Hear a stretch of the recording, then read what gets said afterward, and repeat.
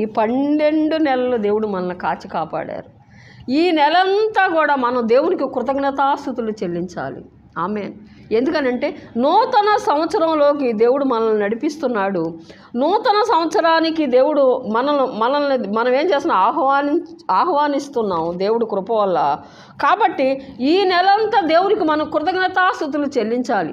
నా ప్రాణమా యెహోవాను సన్నుతించుము, నా అంతరంగమునున్న సమస్తమా ఆయన పరిశుద్ధ నామమును సన్నుతించుము. నా ప్రాణమా యెహోవాను సన్నుతించుము, ఆయన చేసిన ఉపకారములలో దేనిని మరువకుము. ఆమేన్.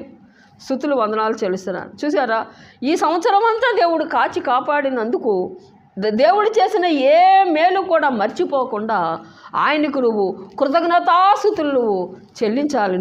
నేను కూడా దేవునికి కృతజ్ఞతాస్తుతులు చెల్లించాలి. చెల్లించినప్పుడు మన పట్ల ఆయన సంతోషించేవాడై ఉన్నాడు.